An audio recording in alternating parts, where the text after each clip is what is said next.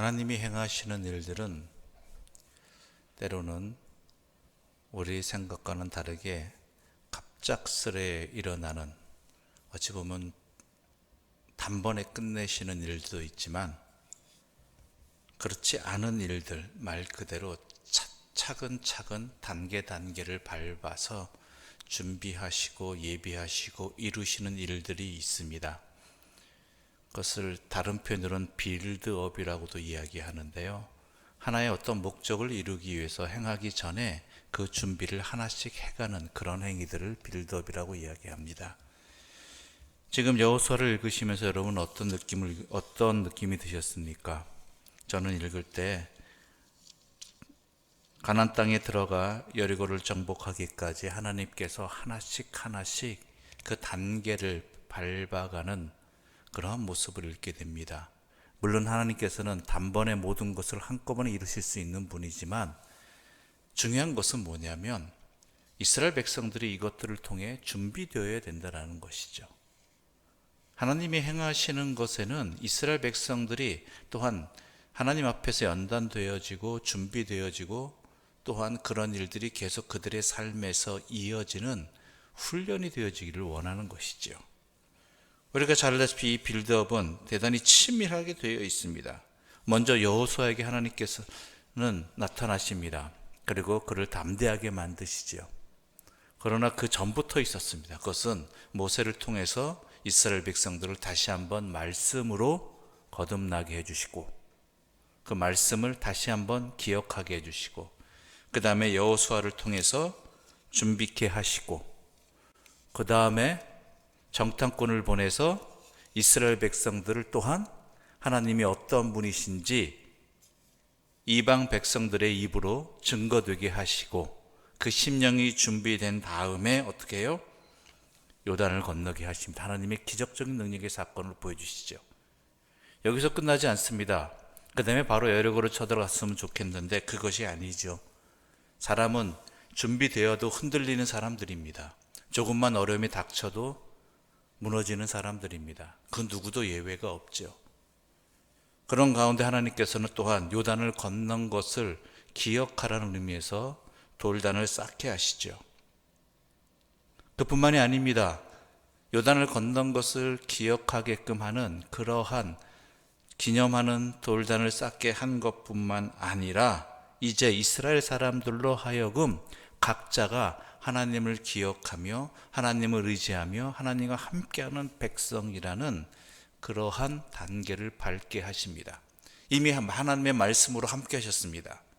그리고 요단의 기적으로 함께 하셨습니다. 근데 그것으로 이 백성은 연약하여 충분하지 않다라는 것이죠. 항상 하나님을 기억할, 내가 하나님의 백성임을 잊지 말아야 될 자신 안에 증표도 있어야 한다라는 것입니다.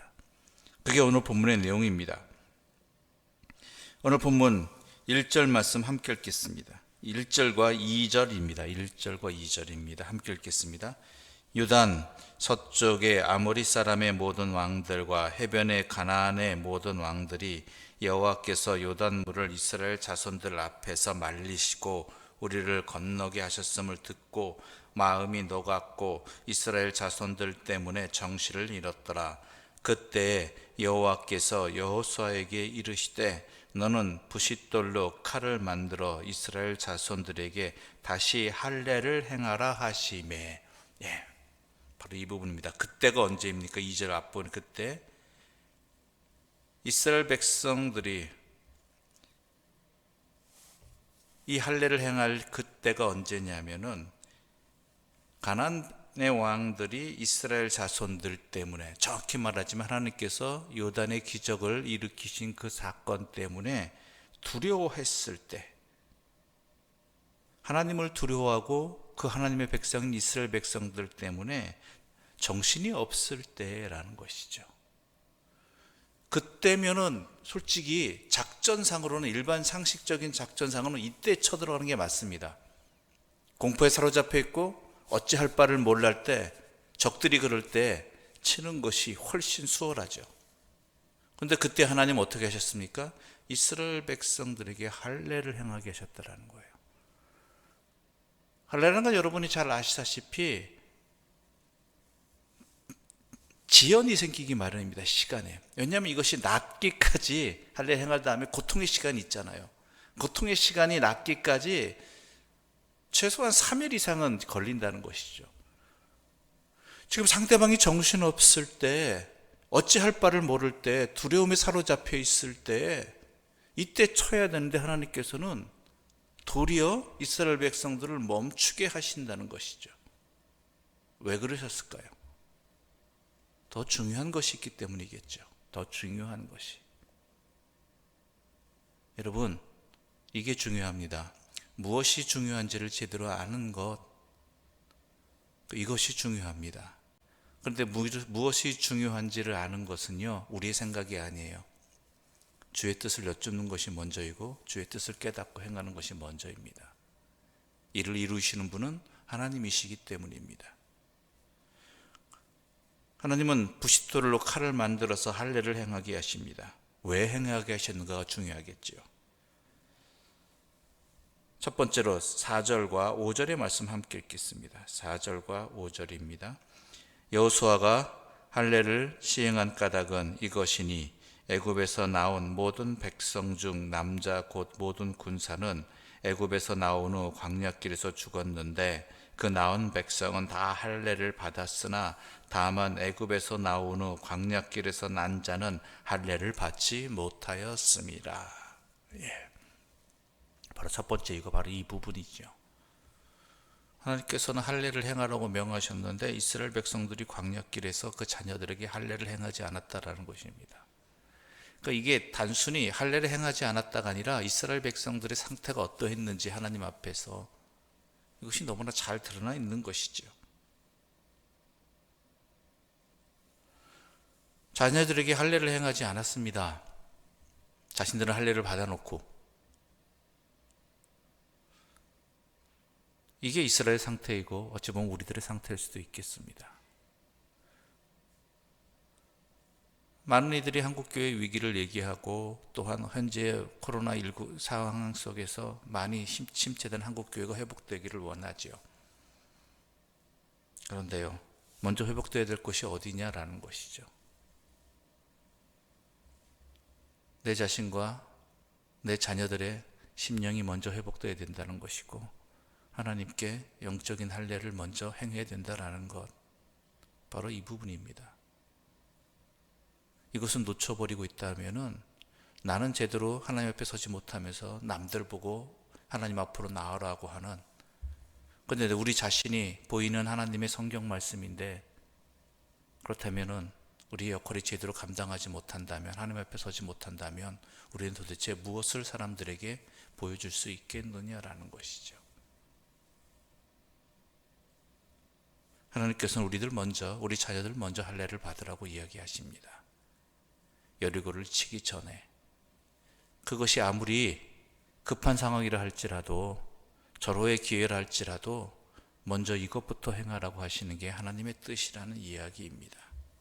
그래서 우리는 자녀들을 위해서 기도해야 된다라는 것이고 우리 자신과 우리 자녀들을 하나님 앞에서 굳건히 세우도록 해야 된다라는 것이죠. 이를 이루시는 분은 하나님이시기 때문입니다. 또한 할례를 받으라고 하신 또 다른 이유가 있습니다. 우리 9절 말씀 함께 읽어보겠습니다. 9절입니다. 함께 읽겠습니다. 여호와께서 여호수아에게 이르시되 내가 오늘 애굽의 수치를 너희에게서 떠나가게 하였다 하셨으므로 그곳 이름을 오늘까지 길갈이라 하느니라. 애굽의 수치를 떠나게 했다라는 이야기 뭐예요? 애굽의 수치가 아직 그들에게 남아있다라는 것입니다. 애굽의 흔적이, 애굽의 영향이, 애굽의 두려움이 아직 이들에게 남아있다라는 것이죠. 사람이요, 살아오면서 받은 그 습성이 고쳐지기는 참 힘듭니다. 매우 어렵습니다. 고쳐진 듯 하다가도 조금만 어려움이 닥치거나 조금만 힘든 일이 닥치면 다시 옛 모습으로 돌아가고자 하는 게 사람입니다. 이스라엘 백성들이 자신들이 하나님의 백성임임에도 40년간 훈련받았음에도 불구하고 이들은 틈만 나면 뭐예요? 조금만 어려움 닥치면 애굽때가 좋았다느니, 그때가 그때로 돌아가자느니, 이런 식의 이야기만 하고 있었다라는 것이죠. 이게 이 부모들 뿐이었겠습니까? 애굽에서 태어나지 않은 이들도 이 요단강을 건넌 이 세대는 두 사람 빼놓고는 애굽에서 태어나지 않은 사람들입니다. 애굽의 삶을 모르는 사람들입니다. 그럼에도 불구하고 그 부모의 영향은 이 안에 그대로 남아있다는 것이죠. 그래서 하나님께서는 이 할례를 통해서 분명히 말씀하시는 것입니다. 너희는 나의 자녀다라는 것이죠. 뒤돌아보지 말라는 것입니다.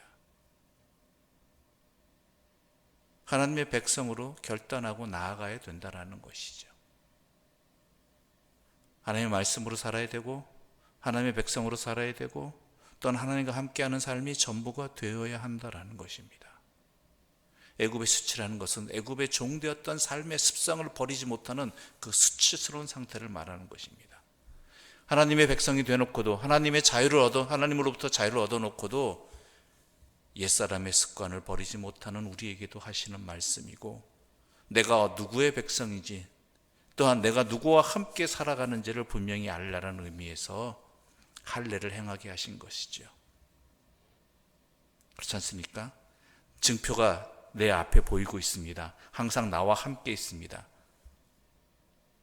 매일 매 순간 그것을 볼 수 있습니다. 볼 수밖에 없는 상황들이 벌어집니다. 그럴 때 무엇을 기억해야 됩니까? 하나님을 기억하라는 의미입니다. 하나님을 기억하라. 단순하게 내가 표식을 얻었다가 아니라 하나님을 기억하라는 것입니다.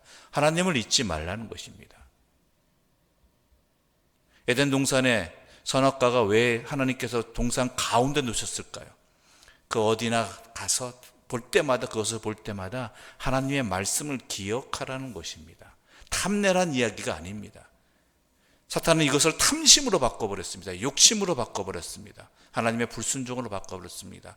하나님은요, 우리에게 그것을 세워주셨을 때에는 항상 하나님이 하신 말씀을 기억하고 하나님을 기억하며 살라라는 의미였죠. 그래서 동산 중앙에 놓으신 것입니다. 어디서나 보이도록.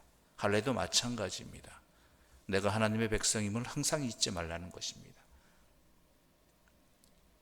요단에 돌단을 세웠듯이 또한 할례를 통해서 각 사람에게 그것을 지키라고, 기억하라고 허락하신 것입니다.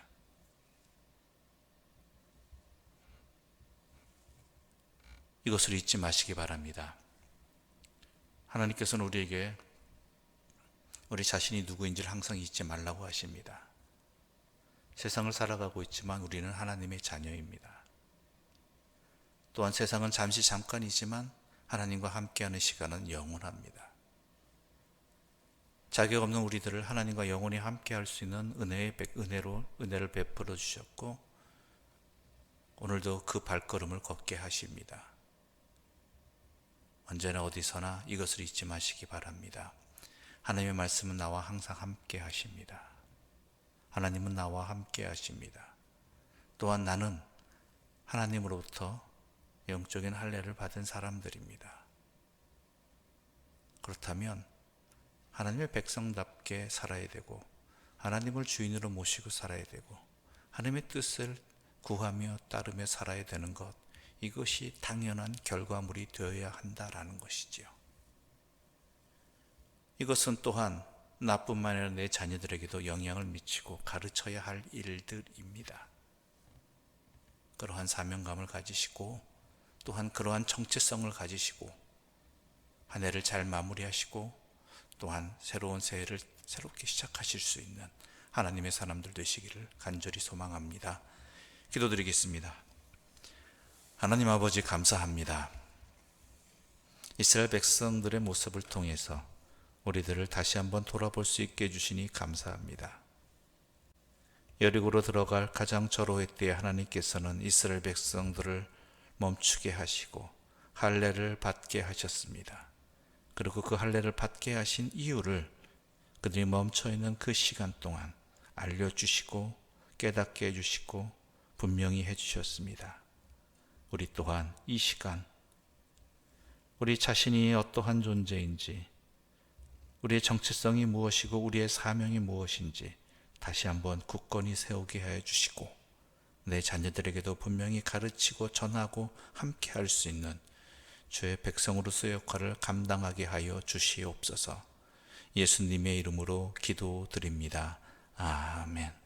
하늘에 계신 우리 아버지, 아버지의 이름을 거룩하게 하시며 아버지의 나라가 오게 하시며 아버지의 뜻이 하늘에서와 같이 땅에서도 이루어지게 하소서.